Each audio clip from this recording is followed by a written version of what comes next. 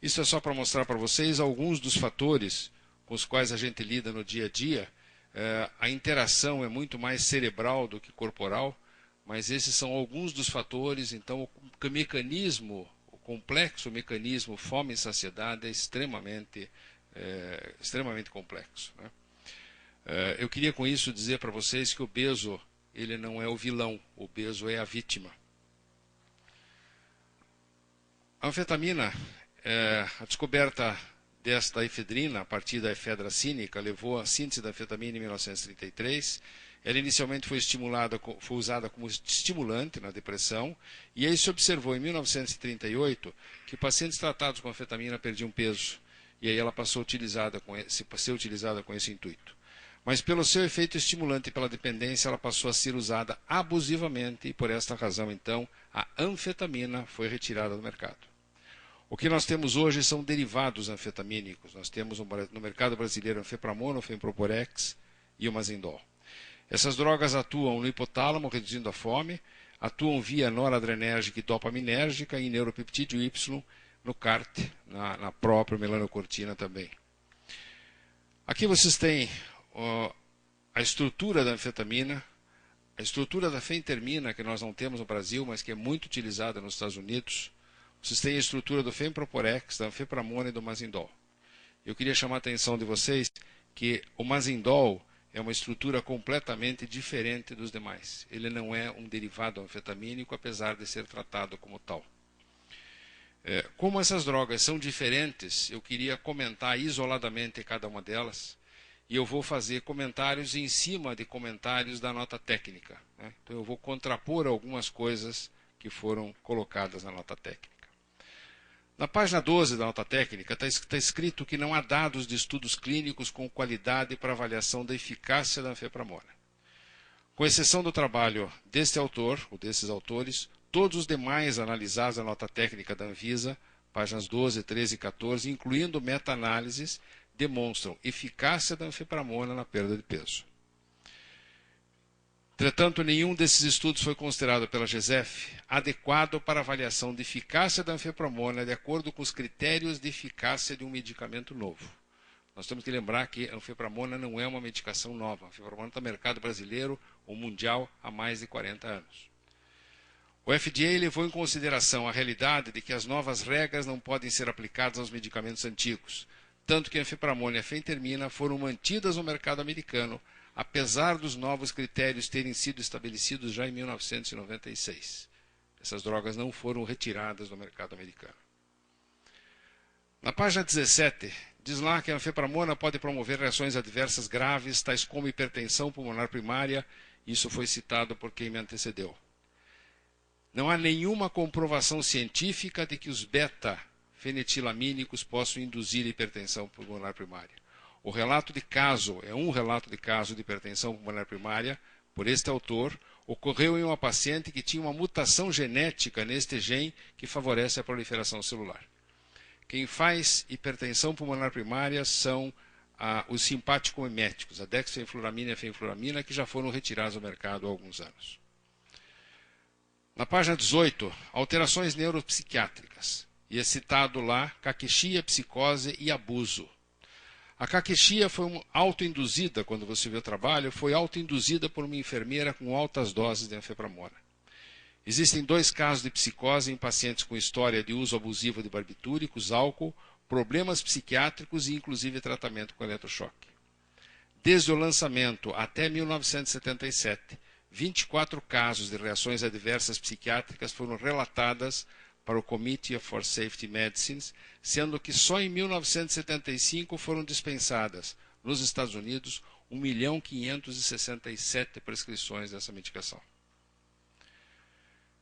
Nota técnica, página 19. A anfepramona pode promover torsate point, que é uma taquicardia ventricular atípica, né? Isso é um trabalho do O'Keefe. A ocorrência de torsate foi descrita em uma mulher de 35 anos que recebeu anfepramona, diurético e uma dieta de baixíssima caloria. Na admissão, a paciente apresentava QT longo, hipocalemia e, segundo o autor do trabalho, não se pode estabelecer relação da anfepramona com a torsate. Este é o único trabalho de anfepramona com esse tipo de patologia. Na página 19, nas contraindicações, hipertensão arterial e angina. Vários autores dizem que não há contraindicação para o uso da efepramona em obesos com hipertensão leve a moderada. E alguns outros trabalhos mostram que obesos hipertensos que diminuem o peso com efepramona, a pressão arterial diminui e em pacientes com antecedentes de angina não foram observadas alterações, nem no eletrocardiograma, nem na frequência cardíaca desses pacientes. Página 20 da nota técnica, desde a década de 60, casos de dependência e o uso da efepramona são descritos, né, esses dois autores. Curiosamente, este trabalho deste autor, que é citado na nota técnica, diz textualmente, nesses 10 anos, durante os quais a efepramona foi largamente utilizada, somente 5 casos de dependência foram relatados. Todos os casos tinham abuso prévio de anfetaminas. Dificilmente a efepramona produz dependência psicológica, segundo este autor citado na nota técnica. Página 20. O medicamento apresenta efeito de reforço farmacológico e por isso pode causar dependência. A anfepramona induz o paradigma de preferência condicionada pelo lugar, que é essa CPP1, segundo essa autora. O trabalho dessa autora foi feito em ratos Wistar com uso de altas doses de anfepramona, lembrando que em humanos nós usamos 75 miligramas, e na dose de 15 miligramas ele produziu essa situação e a autora sugere, mas ela não afirma, que este problema poderia ser causado pela droga. Não existem trabalhos sobre isso em humanos, existem apenas trabalhos em ratos.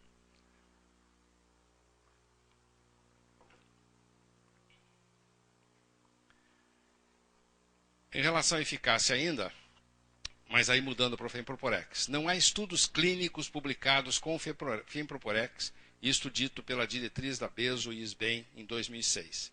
A diretriz de 2010 são citados vários estudos que inclusive são referidos à nota técnica. Em relação ao Femproporex, a gente reconhece que existem poucos estudos, vários deles publicados em português e espanhol, em revistas antigas e não indexadas, e aí a dificuldade que a gente tem de acesso a esse tipo de artigo. Na época da aprovação do Femproporex, não eram exigidos estudos extensos com esse tipo de medicamento. Página 23, o Femproporex induz alterações neurológicas, inclusive comportamentais e cardiovasculares, arritmia cardíaca, colapso cardiovascular, segundo Maris em 2004. De acordo com a página 42 do artigo original de Maris, a intoxicação aguda com anfetamina. Ele não cita Femproporex, ele fala em intoxicação aguda com anfetamina. E abaixo também o mesmo Maris diz que em humanos, além de midrias nas primeiras 4 horas, observou-se estimulação simpática do sistema nervoso central. Também no mesmo artigo é intoxicação aguda com anfetamina, com altas doses de anfetamina. O Femproporex é metabolizado em pelo menos 14 substâncias e uma delas é a anfetamina. De 25% a 30% da dose oral, eu não sei de onde foi tirado 70%, mas nós temos essa informação de que de 25% a 30% da dose oral é transformada em anfetamina no fígado e pela metabolização da microbiota intestinal. No trabalho deste autor, a porcentagem de Femproporex metabolizada em anfetamina nesse estudo foi de 27% a 34%.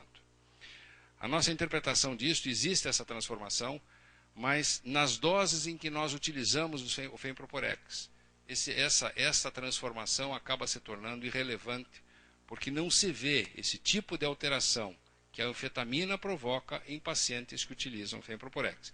E eu acho que nós não podemos extrapolar dados da anfetamina para o Femproporex. Na página 30, tem sido associado com hipertensão pulmonar primária. Né? Não existem descrições com o uso de Femproporex. O trabalho que é citado é este trabalho que está aqui, e esse trabalho foi feito com fenfluramina e não com Femproporex. E a fenfluramina, como a gente já falou, foi inclusive retirada do mercado. Página 28, constipação, insônia, artralgia, vulvovaginite, tremor, etc., etc., segundo Zaragoza em 2005, são reações todas fortuitas, algumas delas aconteceram mais no grupo placebo e não foram mencionadas em outros trabalhos. Os efeitos colaterais que a gente realmente observa são boca seca, insônia, irritabilidade, euforia, taquicardia. Esses efeitos são geralmente leves e costumam diminuir com o passar do tempo. Em relação à dependência e abuso, tolerância desenvolve-se rapidamente, síndrome de abstinência e dependência também são esperados. De acordo com o Maris, que é um dos autores que é citado nessa nota técnica, em relação à avaliação do potencial de reforço do fenproporex em humanos, não existem trabalhos específicos. Os relatos de síndrome de abstinência e dependência foram raros. O Mazindol, no processo de medicamento, de referência do fármaco Mazindol, não há dados de estudos clínicos conduzidos com o medicamento com a qualidade para avaliação da sua eficácia. O Mazindol atendia às exigências regulatórias da Anvisa na época do seu registro. De novo, é uma droga antiga e eu acho que não pode ser tratada como uma droga nova. Página 36, se observou diminuição do peso para os sujeitos do grupo Mazindol, né, em relação ao placebo, 6,4 Mazindol, 2,6 placebo, após 3 meses de tratamento. A perda de peso não foi mantida após o término do tratamento. Esta perda foi estatisticamente significativa. Os medicamentos anti-obesidade, como qualquer outro, antidiabético, antihipertensivo, funcionam enquanto estiver sendo utilizado. E a recuperação do peso é a comprovação de que essa medicação realmente funciona. Em relação à eficácia, ainda citado na nota técnica, o estudo do Bray, mostrando uma meta-análise, são 3 estudos duplo cego, mostrando uma perda de peso aí bastante efetiva para o Mazindol em relação ao placebo. Ainda em relação à eficácia do Mazindol, reduz o peso a curto prazo, porém não existem dados significantes sobre mudança de morbidade e mortalidade. Existem estudos com 12 meses mostrando não morbimortalidade, mas mostrando diminuição de pressão arterial, de glicemia, de colesterol total e dos triglicerídeos. Foi descrito em 2000 casos de hipertensão pulmonar. De novo aqui a hipertensão pulmonar associada ao Mazindol. Existe na literatura apenas um relato, que é esse deste autor. Tá? E este relato é de uma paciente que usou Mazindol por 10 semanas e ela desenvolveu hipertensão pulmonar primária 1 ano depois de ter sido suspenso o Mazindol. Obesidade por si só, vale lembrar, é um fator de risco para hipertensão pulmonar. Devido à semelhança com os antidepressivos tricíclicos, o Mazindol pode causar depressão primária, indução de fase maníaca, etc, etc. Né? Então aí a sugestão é de tirar também os antidepressivos tricíclicos, porque eles também causam tudo isso. Esse autor, que é o Rimmer, descreve apenas 2 casos de depressão com Mazindol. Este outro autor descreve 1 caso de psicose em pacientes com história prévia de psicose e não há nenhum relato de euforia. Paciente severamente obeso, existe... Essa a gente não entendeu. Em pacientes severamente obesos existe um aumento significativo da sensibilidade à insulina após 12 semanas de uso. Ótimo. Diminuiu a sensibilidade à insulina vai funcionar melhor. Mas aí está escrito abaixo. Pode causar hiperinsulinemia que pode levar à tolerância à glicose. E esta frase aqui a gente não entende o que quiseram significar com isso. O que a gente sabe é que o aumento da sensibilidade insulínica nesse trabalho demonstrado por clamp glicêmico indica que esse medicamento é útil em pacientes obesos com resistência insulínica e alto risco de desenvolver diabetes. Seus efeitos terapêuticos são reduzidos após poucas semanas de tratamento devido à tolerância ao medicamento. Não existem evidências científicas que demonstrem o desenvolvimento de tolerância. Eu sou professor da Universidade Federal do Paraná e eu acabei agora uma tese de doutorado que ainda está em fase final de elaboração. Os dados já estão todos avaliados, todos analisados e eu queria só em 2 ou 3 slides mostrar para vocês alguma coisa deste meu trabalho. É um estudo simples cego, randomizado, controlado com placebo para comparar durante 1 ano sibutramina 15 mg, anfepramona 75, fenproporex 25, Mazindol 2 mg e fluoxetina 20 mg em pacientes obesos. Essa foi a curva que nós tivemos. Este aqui é o grupo placebo, em termos de perda de peso. Este é o grupo da fluoxetina, com recuperação do peso. Aqui vocês têm o grupo, aqui é o fenproporex e o Mazindol, e aqui embaixo vocês têm sibutramina e anfepramona. Então foi um estudo de 1 ano, mostrando uma perda de peso efetiva dessas drogas, e isso estatisticamente foi significativo em relação ao grupo placebo. Aqui mostrado de uma outra maneira, perdas maiores do que 5%, maiores do que 10%, grupo placebo, anfepramona, sibutramina, etc., comprovando que essas drogas realmente funcionam. Esses foram os efeitos colaterais que nós tivemos. Nenhuma paciente deixou o estudo por efeito colateral, nenhuma delas teve efeito colateral que justificasse a saída do estudo. E aí vejam